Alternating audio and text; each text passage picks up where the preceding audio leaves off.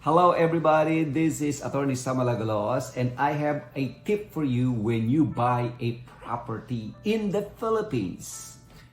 When buying a property, here's what usually happens. You meet the seller, you negotiate the price, and then you purchase the land. Tama ba, di ba? Okay na ba yun? Hindi, that's not always the case. Not everything is shown truthfully in the title. Ito ang kwento ko. When I met Tess and Mike, they just bought a 4-hectare property. And then one day, they were shocked. Bakit? Because the National Irrigation Administration put up stakes over their property because they are going to construct an irrigation canal. And so, Mike and Tess were shocked. So pumunta sila sa National Irrigation Administration and asked, bakit po kayo naglalagay ng stakes? Bakit po kayo maglalagay ng irrigation canal? Bakit hindi niyo man lang kami sinabihan? Why did you not inform us? And the NIA said, hindi naman pagmamay-ari ng lupa. You don't own the land. Someone else owned it. That is the reason you were not notified.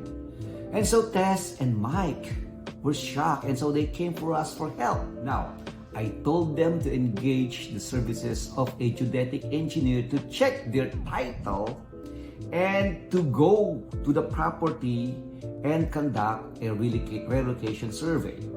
Now, the GE found out that the land was located in a different place, not where the seller pointed it to them.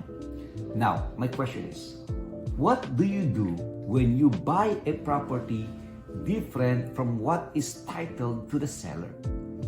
So, there are two options, but there may be more, but I just give you two options. Number one, rescind the contract of sale with the seller and demand the return of your money. Or, if that is not anymore possible, then the seller should give another property acceptable to the buyer as a replacement. Friends, please, when buying a property, always check its location.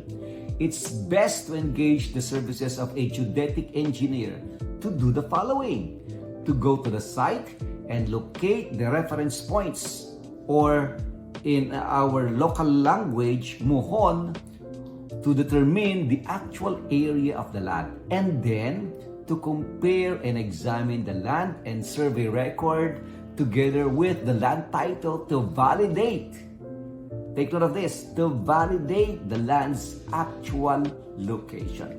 If the GE does its work well, you are assured that the land you are going to buy is owned actually by the seller.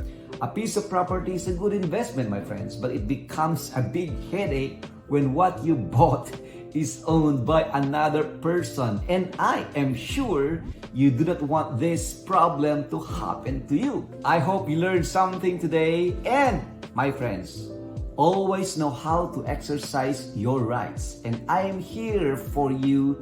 If you need help, you just send me a message for inquiries, and don't forget to follow me on my Facebook and YouTube account. This is Attorney Samalagalos. Have a good day, everyone, and may God bless us all. To God be all the glory.